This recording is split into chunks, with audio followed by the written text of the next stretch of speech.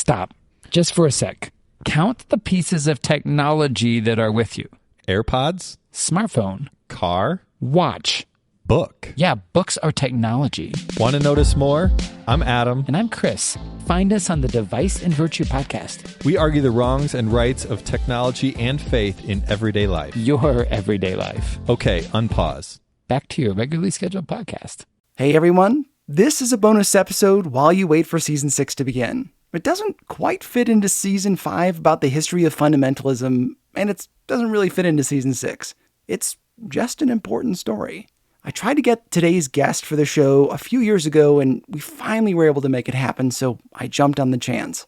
And Season 6 is coming along nicely. I've got several episodes locked, and I'm in the process of completing several more. It's such a complicated story that I want to have a good deal of it completed before I start releasing, so I don't fall behind. I'll keep you posted. Also, this show usually covers history as it relates to the Christian church. This episode does not have that direct bent, but its reverberations are felt in both Season 3 and Season 6, so it's well worth covering. Okay, here's the bonus. So a lot of people, Democrats and Republicans, were understandably worried about what they thought was not just communist expansion abroad, which people thought rightly or wrongly was a threat to an American and a democratic way of life, but they were very concerned about whether we had spies in our own government. This is Larry Tye. My name is Larry Tye. I'm an author, and I've written books on a range of strange characters, ranging from Superman to Bobby Kennedy, from the Pullman porters, the black men who worked on railroads, to Satchel Paige, and most recently, Joe McCarthy. That's who we're talking about today, Senator Joseph McCarthy. One of those rare individuals to have his own ism. That's McCarthyism, which Larry covers in his book, Demagogue. The Russian Revolution happened in 1917 with the fall of the Romanov dynasty. From that time on, leaders in the United States government watched Russia with suspicion. How would communism play out? Would it be a threat? We know now, with the benefit of hindsight, that it meant the death of millions of people, first in Russia, then in China and elsewhere. It also placed the United States at odds with communist powers in what would become known as the Cold War. That struggle dragged much of the Third World into the conflict as we vied for who would control natural resources in the Southern Hemisphere. There was real worry that communists would infiltrate the United States. People like Harry Truman took that concern to a level of imposing the strictest loyalty codes that we had ever had for government workers, where essentially it was almost assumed that you were guilty of disloyalty unless you could prove your loyalty.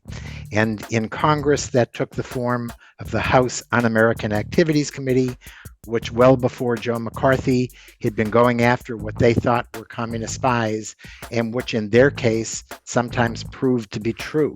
There were actual spies, like Klaus Fuchs, who stole nuclear secrets from the Manhattan Project and gave them to the Soviets. Or the controversial Julius and Ethel Rosenberg, who were put to death for smuggling government secrets. The House Un-American Activities Committee was formed in 1938, before World War II began and before the Soviets became our allies. They found spies, the names of whom wouldn't mean much to listeners today, but they were people ranging from senior people in the White House to people throughout the government. And as Joe McCarthy understood well, the agency of government that seemed to be most riddled with spies, or at least that's the way it appeared, was the U.S. State Department, which was the agency that was setting our foreign policy. So it was understandably scary to people when we were watching Russia suddenly develop its atomic bomb, when we were seeing stories of Russian expansion around the world, to think that there could be communists and spies within our own government was a scary prospect. Keep that in mind. Today, with all the movies that make light of the Cold War, it may seem like the threat was overplayed. But as a country, we were legitimately concerned about nuclear weapons. Labor protests, civil rights demonstrations, and evolving ideas about taking care of the elderly or unemployed had people seeing communists behind every door. Starting in 1947, federal employees had to give a loyalty oath. The FBI investigated anyone thought to be even a little suspicious. 4.8 million people were screened in 6 years, with over 26,000 people investigated by the FBI. Perhaps the most famous person on the hunt for communists in the government was Senator Joseph McCarthy, a man who not only accused communists, but bullied, strong-armed, and played the media to get what he wanted. And even today, we still feel the echoes of McCarthyism. You're listening to the show that uses journalistic tools to look inside the Christian church. We press pause on the culture wars in order to explore how we got here and how we can do better. I'm Chris Staron, and this is Truce.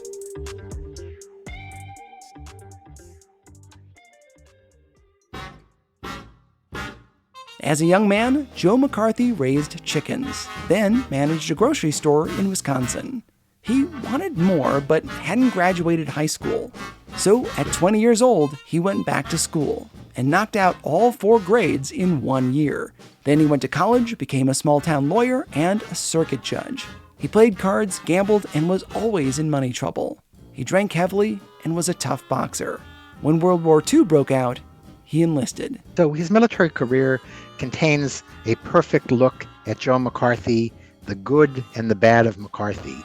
The good was that he had, when he was running for Senate, proclaimed himself a World War II hero. He had told stories about his exploits in the South Pacific Island where he was stationed for the U.S. Marine Corps, his exploits going up in planes as a tail gunner. Something that folks in the media later investigated, but could not corroborate when he later became a senator. The man talked a big game, but couldn't always produce proof when he needed it. They mocked him by calling him Tail Gunner Joe. And they looked and thought that his record was one of, in fact, being officially stationed on the ground. And what the heck was he doing claiming to have been a war hero up in planes? He wasn't assigned to work in the air. How could he have been a tail gunner when the military had him on the ground? For a long time, people thought these stories were just more hot air from Joe McCarthy. But Larry did some sleuthing. When I started writing my book, there was a trove of all of McCarthy's personal and professional papers that his widow had left to his alma mater, which was Marquette University in Milwaukee. And she left them with a provision that those papers would become public when either of 2 things happened. Either when Joe McCarthy's daughter died, or when this daughter, who was younger than me and alive and well, said, yes, the papers should become public. For years, Joe's daughter either denied requests to see the documents or flat out said no. But for Larry, one day I got a note from the archivist at Marquette saying, to our shock, the daughter has said that you can have access to the papers and that the day you stop looking, they go under lock and key again. And surprisingly, he discovered that McCarthy was telling the truth. That while his official duty was as a land-based intelligence officer, he volunteered for missions, he volunteered to fly in the back of a plane as a tail gunner, and he put himself at huge risk of being shot down when he didn't have to do that. He was a war hero. Larry was able to find the documentary evidence that had evaded journalists for decades. I think the lesson to me is, if you lie often enough, and Joe McCarthy lied often enough, when you're telling the truth, people might not believe you. Joe lied in other ways. For example, he told people he enlisted at the bottom and then worked his way up, when in fact, he started as an officer. Before the war, he told folks that he was the youngest circuit judge in the history of the state. Also, not true. In life, as in gambling, McCarthy bluffed often, and when he did, he went all in. He was also a Democrat in a red state, voted for FDR 3 times, and even liked the New Deal. He saw that being a Democrat in Wisconsin wasn't going to get him far. So with an eye on the U.S. Senate, he switched parties, running while still in the Marines. It was illegal, as was made clear in rulings from the top levels of the Pentagon, for soldiers to be campaigning, for them to mix their military service with their politics. But Joe McCarthy strung banners across his tent and across his Jeep, basically proclaiming his campaign for the U.S. Senate. And there weren't a whole lot of votes in his Wisconsin district, in his South Pacific Island. But back home, people ate up the idea of electing a Marine who was fighting for the country.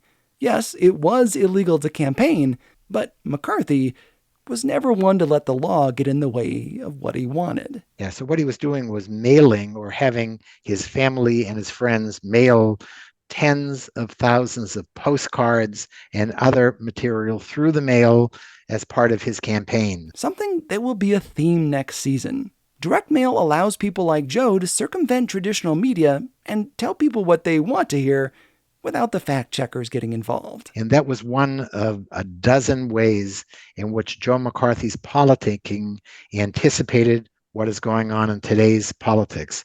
He understood every form of the media and exploited it, whether it was newspaper coverage, whether it was direct mail, whether it was embellishing what he was doing and assuming the press would never catch up to his embellishments or would catch up too late. McCarthy understood the media well, and he used it to his benefit. This time, the bluff worked. So he beats an entrenched senator, a longtime senator from Wisconsin named La Follette. And the La Follettes were to Wisconsin what the Tafts were to Ohio and what the Kennedys were to my native Massachusetts. He took on an icon of the Senate, beats him, and then goes on to be an incredibly undistinguished first-term junior senator who looked like he would be a one-term senator. And he was sufficiently unimpressive that on the most famous day in Republican Party circles is the day honoring Abraham Lincoln. In this case, it was February 9th, 1950. Republican politicians are invited to give speeches all around the country, and prominent senators get invited to places like Los Angeles and San Francisco, New York, and Boston. Politicians like Joe McCarthy, who were total backbenchers, got invited in his case to Wheeling, West Virginia. It's this moment that launched McCarthy into the spotlight. And he shows up that night in Wheeling, West Virginia with a briefcase containing two speeches. One was a speech on national housing policy. And had he read that speech that night, 75 years later, we wouldn't be here talking about Joe McCarthy. But instead, he reached deeper into his briefcase. He pulled out a speech, he waved it in the air, and said, I have in my hand a list of all kinds of spies at the U.S. State Department and in other critical places in the U.S. government. And these are spies who are dangerous to our country. These are spies who President Truman either does know about or should have known about.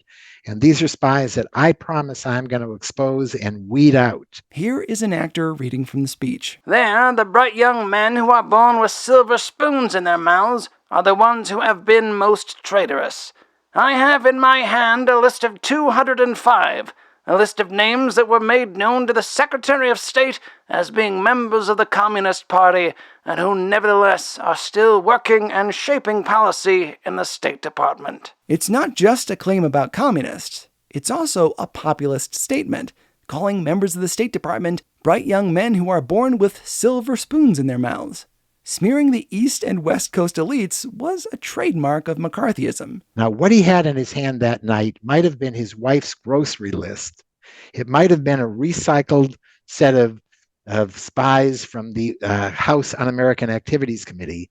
But what we know he didn't have in his hand is a list of the 24-karat gold-plated spies that he claimed. Despite the bluster, he didn't have the goods. And he never produced that list, even though journalists begged for it and members of Congress wanted to see it. But he learned a very important lesson that night, that if you make an extraordinary charge, like the government being riddled with spies, that it will get coverage in every newspaper, not just in America, but around the world. And by the time the press catches up and tries to really look clearly at whether the people he named were spies and decides to publish their responses, his story's on page 1. Their story a day or two later is next to the corset ads on page 67. Joe McCarthy was off and running. That number, 205 communists, is odd. He didn't say how he picked it. It may have come from a State Department letter released earlier claiming that there were 285 staffers with potentially damaging information on them, and not necessarily communists. They could have been fascists, people with criminal records, or homosexuals, in a time when it was potentially illegal to be gay. There were fears that a person could be blackmailed into giving up state secrets against a threat of being publicly outed. 79 of that 285 were fired, leaving 206. I mean, it's not exactly the 205 that Joe claimed, but close enough. That may have been where the number came from, but who knows? So I don't know what it was about the number 205 that appealed Joe McCarthy, but the number, as you say, changed from time to time. And at one point it was 57. And people speculated that it may have been that he was in a restaurant having his trademark hamburger and putting Heinz 57 sauce on it, or it could have come from anywhere. He sometimes also changed it to 207, depending on the day. There was no basis to his number, and there was no magic or basis to the list that he would eventually, the list that he ended up producing at various times, which had different numbers and were always incomplete. Whatever the number, imaginary or real, it made McCarthy a sensation. The story was picked up by newspapers all over the country, and this junior senator with no real distinctions was suddenly everywhere, ready to point fingers. He set up an office to supposedly investigate communists in the American government. Donations poured in from across the country, especially from Texas, where wealthy oilmen ponied up to his cause. Joe, forever in debt, was known to pocket what he could. Joe's claims were so big that he himself was investigated by a congressional committee within months. So Senator Millard Tydings from Maryland was one of the most old school and distinguished senators in that august body. And he was outraged by what McCarthy was doing. He felt that McCarthy was a fraud, and he went after him. But Tydings was no opponent for a guy who was a street fighter and a dirty player like Joe McCarthy. 1950 was an election year, and Tydings was up for re-election, something that McCarthy was able to play to his advantage by campaigning for someone else to take his opponent's seat. He did this with the same tactics that got him elected, using bulk mail. One publication included a photo of Tydings hanging out with a known communist. The only problem is, the photo wasn't real. It was a composite of other pictures. A fake. But it did the job, convincing people that Tydings should not be re-elected.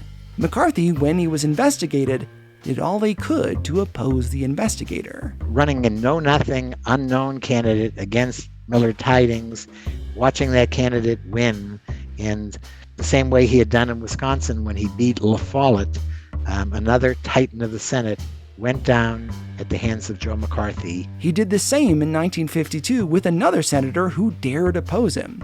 In return, McCarthy gained power and notoriety and the backing of everyone he put into office. He received around 2,000 requests to speak across the country, more than all the other senators combined. His office got busy making accusations and trying to substantiate those they'd already made. Meanwhile, Joe played the system to stay in the spotlight. So he knew how the press worked, and he knew that if, instead of releasing your bombshell charges in the morning when the press had all day to investigate them, if you did it in the evening just before journalist deadline, they would publish your charges in the next day's paper, and then they'd start investigating them for the next day after that's paper. And he knew that the counter charges, the defense, is never as strong as the offense. And so he knew how to play the press with deadlines. He knew how to court reporters, to take them out drinking, to shower praise on them. He knew journalists have egos like everybody else does. And if you leak things to reporters or made them feel special, they were going to make you feel special on the front page of their newspapers. Using these tactics, he managed to control the story for 4 years. In 1952, the Republicans took control of the Senate, and Joe McCarthy won his place at the head of the Senate Investigations Committee. Now, he not only had the weight of the Senate, but also a budget. They've taken over the majority, and suddenly McCarthy goes from being a backbencher to being chairman of a very powerful subcommittee called the Permanent Subcommittee on Investigations, as well as chair of the overall Government Operations Committee. And he is looking for just the right aggressive young staffer to dig up the kinds of things that he felt that he needed to dig up to keep his crusade going in terms of names of people he could accuse of being communists and in terms of what seemed like damning evidence. And he finds this young, ambitious, brilliant lawyer in New York named Roy Cohn. He was a prosecutor of the Rosenberg trial at just 23 and was every bit as aggressive as Joe. As a reminder, the Rosenbergs were executed on charges of spying for the communists. In the HBO documentary series about Cohen, Bully, Coward, Victim, person after person calls him the most evil man they've ever met. He had a gaunt face with big, haunting eyes.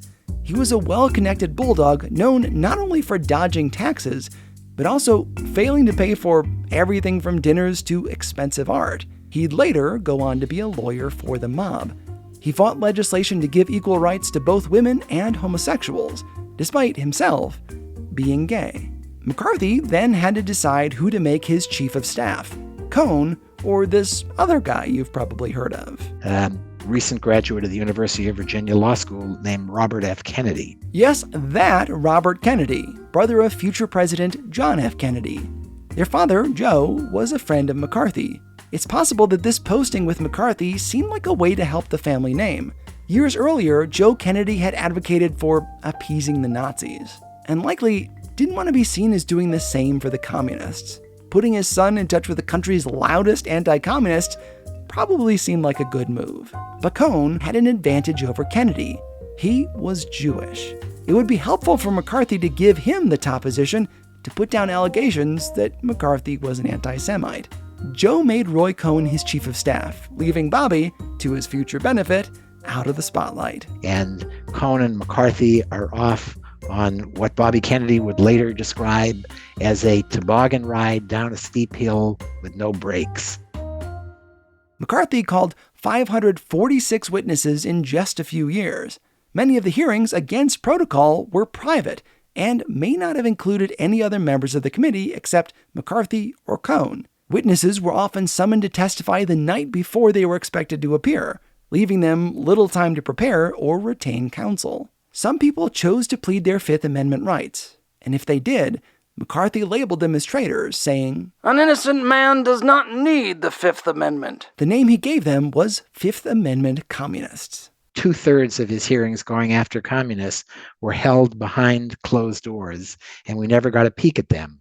But recently, just before my book came out, the transcripts of all those hearings suddenly became public. There was a 50-year rule. They were under lock and key for 50 years, and suddenly we had a look at them. And what they show is, as bad as we thought that Joe McCarthy was when he went public with his hearings, when he was behind closed doors and he and Roy Cohn could really run roughshod over the rights of witnesses, and the ones who stood up to him, not surprisingly, never appeared in public session because he didn't want to have eloquent, convincing witnesses there. The ones who caved most easily were the ones who we saw paraded in the public sessions. And all I can say is it would have been miserable. I would never want to be before any Senate investigative committee, but I sure as heck wouldn't have wanted to been before Joe McCarthy's committee. And I wouldn't have wanted to have appeared before Joe McCarthy in the morning when he was stone cold sober, but I definitely wouldn't have wanted to appeared before him in the afternoon after he had had several drinks at lunch, and he was often, what was clear from the transcripts, not so sober. It's difficult to quantify the effect these men had on the country. It may not sound that bad to have to testify before a hearing, but it inflicted a lot of stress. One Voice of America engineer named Raymond Kaplan threw himself in front of a truck rather than appear before the hearings.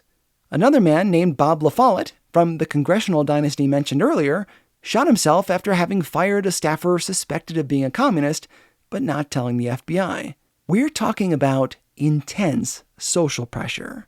This went on for years. And it's hard for us to appreciate what it meant to be labeled a communist, or even a Fifth Amendment communist. It meant potentially losing all of your friends, being asked to leave your church, a divorce, your children harassed at school, not just loss of employment, but becoming unemployable. We can just imagine if your name is splashed across a newspaper during a Red Scare era, and you're being accused not just of being a communist, which was bad enough then, but you're being accused of being a communist who sold out your country. That was not something that was going to stand you well in terms of your future and your family's future. And McCarthy ruined lives. It was a serious charge, leveled willy-nilly by people with connections. To him, it was almost a game. He was a great sort of fare-thee-well kind of guy, and he could be leveling scalding charges against somebody during the day in his subcommittee and invite them out for a drink at night because it all seemed like a game. And he thought everybody understands this is the way politics works in Washington and in America. So my book was called Demagogue, and my book could as easily have been called Bully, because bully is a much simpler and more easily understood way of saying the same thing. It is somebody who is like a schoolyard bully, and that's what Joe McCarthy was. Though he left a wake of destruction, he was immensely popular. About half the country backed McCarthy in what he was doing. He had powerful supporters, some of whom will become important next season, like Howard Jarvis, who sparked the tax revolt in the 1970s, and Phyllis Schlafly, the one-woman force of nature who stopped the Equal Rights Amendment and created the pro-family movement.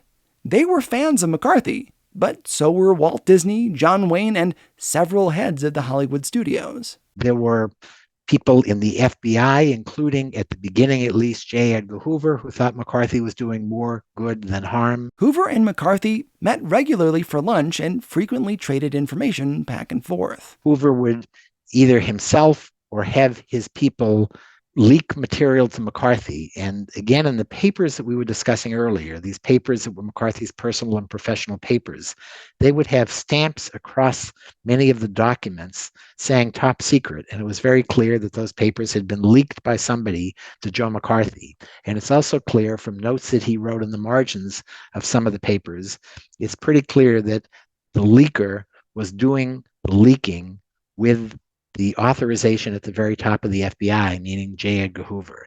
The leaks demonstrate yet another hypocrisy in the life of Joseph McCarthy. McCarthy's going after people for leaking sensitive documents from the U.S. government, and on the other hand, he was using to make those charges sensitive documents from the U.S. government that were leaked to him, many of which were just speculation. You know, an FBI agent might compile a report on somebody and have it be something that was entirely inconclusive, but if McCarthy said the FBI has a file on this person, the fact that it was inconclusive never made it into the newspaper story. It was that the FBI had a file on them, and that was good enough for Joe McCarthy, and sadly it was good enough for too many reporters.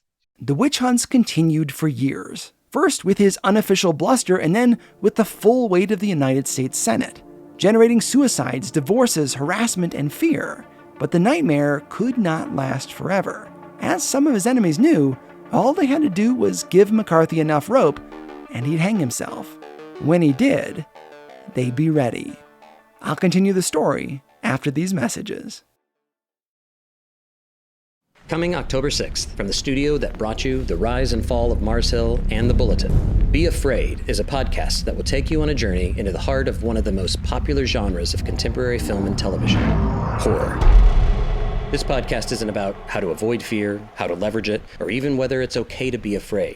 This podcast is an exploration of fear, faith, and stories that scare the daylights out of us. I'm Cutter Calloway, your host. Join me as I talk with major Hollywood filmmakers, leading psychologists, and even an exorcist or two. Subscribe today at morect.com/beafraid. In the 1950s, Dwight Eisenhower was one of the most beloved people in the United States. So popular that both the Democrats and Republicans courted him to run for president. This, of course, was thanks to his success leading the American efforts during World War II. Ike was no fan of Joe McCarthy. Not since McCarthy went after his friend, George Marshall, who served as Chief of Staff for the U.S. Army, Secretary of Defense, and Secretary of State. He was a hero of the Allied victory. Yet McCarthy accused him of being a communist. That was really offensive. It was untrue, of course, but it was really offensive to Dwight Eisenhower. And Dwight Eisenhower had during the campaign a speech that he was going to use to attack Joe McCarthy and defend Senator Marshall. And his political advisors convinced him not to give that speech. And that was the first time for entirely political motives, because he wanted to be president and he was worried that he might not get the nomination or might not get the electoral votes he needed if the important state of Wisconsin, where Joe McCarthy was such a powerful figure, voted against him. So Eisenhower kept the speech in his briefcase. Joe McCarthy got away without being attacked by Eisenhower, which could have been very damaging to him, given how popular Eisenhower was. And when Eisenhower finally made it into the White House, Eisenhower's trusted advisor, his brother, Milton Eisenhower, whispered into Dwight's ear, saying, "Give up a little of your political capital and take on that bully, Joe McCarthy." But it took years for him to do it.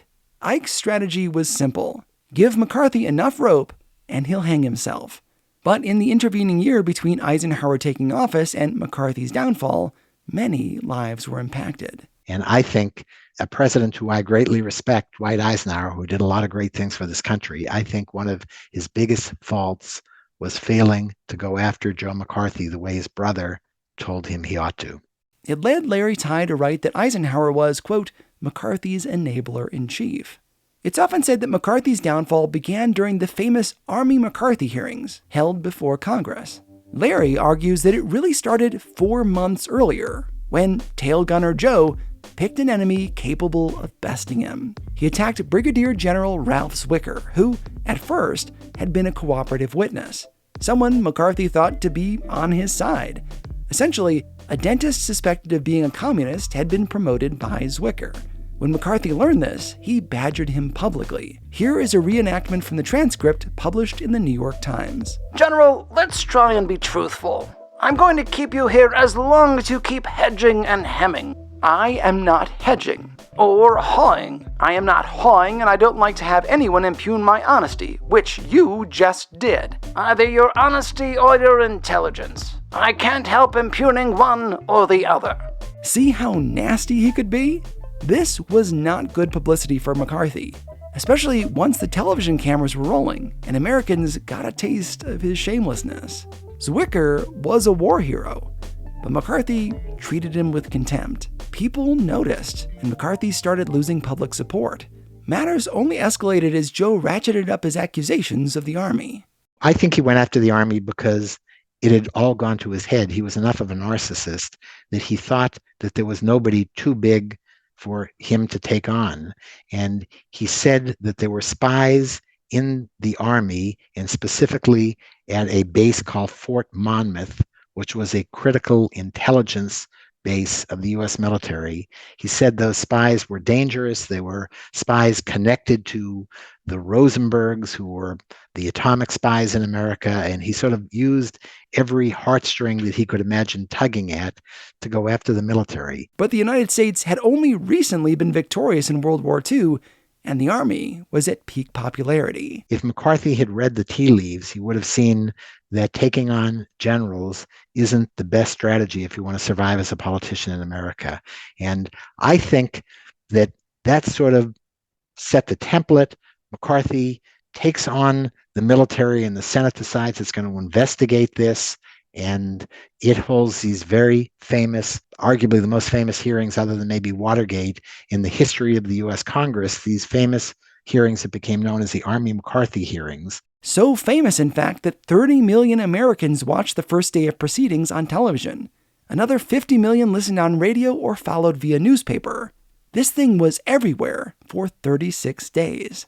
Roy Cohn had gone from being an asset to a liability for Joe McCarthy. So Roy Cohn, like Joe McCarthy, believed that there were no limits to the power he had. And he had a young assistant, and whether or not the assistant, Roy Cohn, although he never publicly came out, he died of AIDS and he was clearly gay. And whether this young assistant named David Shine was just his pal or was his lover, we'll never know, and it doesn't matter. Remember, this was a time in the United States when acting on homosexual desires could be against the law. something McCarthy and Cohn played upon during their hearings, igniting what became known as the Lavender Scare, sort of a parallel to the Red Scare where the government went to work removing suspected homosexuals from their positions. But what mattered was Roy Cohn intervened when the Army drafted David Schein to give him all kinds of special treatment, partly so he could come to New York and party with Roy Cohn. And Roy Cohn took on the chief of staff of the Army and the Army establishment in trying to get special treatment for his friend. And this was fine when it was happening behind the scenes and when nobody could see what he was doing. But when it came out during those Army McCarthy hearings, Roy Cohn fell even harder than Joe McCarthy did. And it was partly what was said in those hearings and the fact that McCarthy's evidence didn't stand up.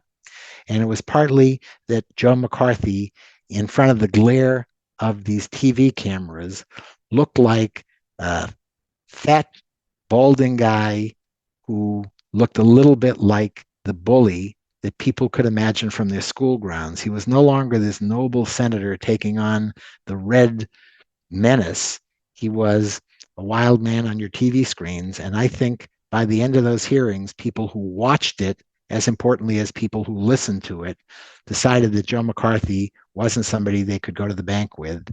And the fact that behind the scenes, President Eisenhower was helping the Army fight back, and the fact that there was a brilliant lawyer from Boston named Joe Welch who asked the question that resonated across America. Here's how it came about. McCarthy attacked one of Welch's attorneys, alleging that he had ties to the Communist Party. Welch, carefully, calmly, fought back. Here he is defending his younger colleague. It is, I regret to say, equally true that I fear he shall always bear a scar needlessly inflicted by you. If it were in my power to forgive you for your reckless cruelty, I would do so. I like to think I'm a gentleman, but your forgiveness will have to come from someone other than me. McCarthy sits there with a comb-over, looking disheveled, slowly choosing his words. He tries to win sympathy for Roy Cohn, but it isn't working. So Joe attempts another jab at Welch's team, only to get a sharp rebuke. This is the famous line from Welch. I did you, I think, no personal injury, Mr. Cole. No, sir. I meant to do you no personal injury. And if I did, I beg your pardon. Let us not assassinate this lad further, Senator. You've done enough. Have you no sense of decency, sir? At long last, have you left no sense of decency? It seems that this was the moment when people watching television across the country saw McCarthy for who he was, a demagogue. A bully who attacked when anyone called him out for breaking the law or code of ethics. Have you no sense of decency? The hearing continued with other members of the panel choosing to take jabs at McCarthy. I think the files of what you call my staff, my director, my chief of staff, have been the sloppiest and most dangerously handled files that I have ever known of since I've been in the government. All right, recess for 10 o'clock. Mr. Chairman. Now you can run away if you like, Stu. You can run away if you like. Eventually, the meeting is adjourned. The committee stands and leaves, but McCarthy keeps talking. The cameras no longer see him, just a sea of men heading for the door. He no longer has the attention of the American people. You shouldn't do that, Mr. Simon. That's just dishonest. That's the thing that the Communist Party has been doing too long. Apparently, every time anybody says anything against anybody working for Senator McCarthy, he is swearing them and is accusing them of communism. Just answer the question. Do you know of any subversive? That's the best answer that I can give. Do you know of any? Stand in recess until 10 o'clock. You won't answer whether you know of any subversive. It was that question, whether or not he had any decency, that put the last nail in the coffin. McCarthy went from being the most popular bully in the country to toxic, to the point that literally nobody sat with him during lunch. they skirted around him. Every day in the Senate, he understood that he was being shunned by the very senators he had helped elect. And he went back to being even worse than a backbencher. He became a bit of a pariah. Nobody especially wanted to be seen with him. Nobody wanted to go out with him. Nobody wanted to schmooze with him. And nobody wanted to let him vent his charges in their hearing rooms. And so while he continued to serve in the Senate, he served like he was wearing a scarlet letter. McCarthy was now an outsider. Though he still had a job, his career was basically over. This was almost the end of the story for Joe McCarthy, though Roy Cohn, his young assistant, continued to have influence. He faded from public view for a while. He went back home to New York. He became, over the years, one of the most powerful lawyers and political fixers in New York history. Cohn went on to represent members of the mob and Rupert Murdoch, the owner of Fox News. He also made influential friends like Nancy Reagan. People like Andy Warhol, coal barons, and New York politicians showed up at his birthday party at Studio 54. He was eventually disbarred for professional ethics violations. About a half century after he had been Joe McCarthy's protege, a young guy in the real estate business in New York was setting himself up for all that he would have to encounter in the cutthroat world of New York real estate. And this guy's father, a guy named Fred Trump, decided that his young son, Donald Trump, needed the perfect tutor in how to play hardball politics. And who better to tutor somebody on that than Roy Cohn, who had learned at the feet of the master, Joe McCarthy, and he passed on all of those lessons directly to Donald Trump. You can see the crossover influences from McCarthy to Trump. The ability to control the narrative being told in the news. If you say something loud enough and often enough, it becomes truth in the minds of the public. Another one was, if you make an outrageous charge today, as the press is out there investigating whether that charge stands up, if they raise any questions, toss another grenade tomorrow, and they'll forget yesterday's charge. And it is a very definite lesson on how to play the press. Make the press your friend when you can and when they're repeating your charges, and when they start questioning you rather than the people who you were lobbing charges against, attack the press. Roy Cohn died from complications with AIDS in 1986, though he insisted that he didn't have AIDS, but liver cancer, even at the end of his life, trying to control the narrative. Senator McCarthy didn't live so long. He was sick even during the Army hearings, going in and out of the hospital. His alcohol consumption ever increasing, often replacing food. And when he did eat, it was cheeseburgers. He died at just 48 years old. The cause of his demise listed on his death certificate was hepatitis. In a poetic way, both Cohn and McCarthy tried to change the narratives around their death. In truth, it was liquor that got McCarthy.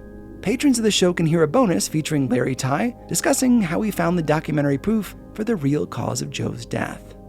As Larry said, we in the United States have a long history of demagogues, bullies who gain our attention, entertain us, and leave a wake of destruction in their path. We'll meet more of them in Season 6. Demagogues provide easy answers, but not substance. Can we resist their star power long enough to see them for who they are? Can we call them what they are, even though they champion our causes? Maybe the most important takeaway that will prepare us for next season is this. When we face a credible threat like communism, how will we react? The Soviet Union threatened the United States with nuclear war, killing tens of millions of their own citizens, suppressed media, disappeared, imprisoned, or ejected religious people, and gobbled up Eastern Europe. When we're faced with a credible threat, are we going to be willing to do the hard work of dealing with it in a righteous way, or will we rely on easy answers, scapegoats, and the protection of a demagogue?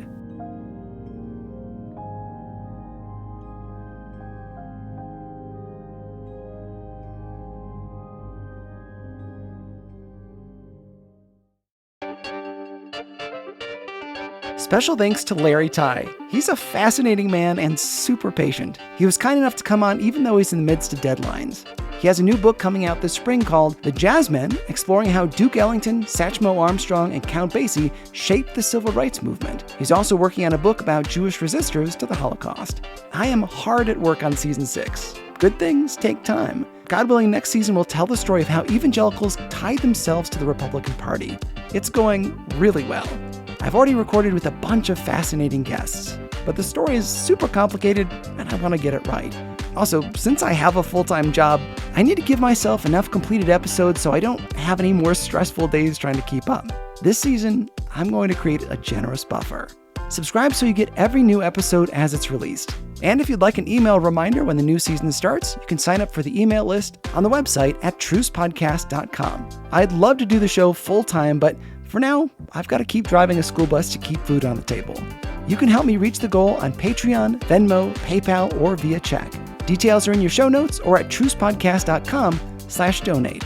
And if you give via Patreon, you'll hear more of my interview with Larry Tye. Thanks so much for your continued support. Truce is a production of Truce Media LLC.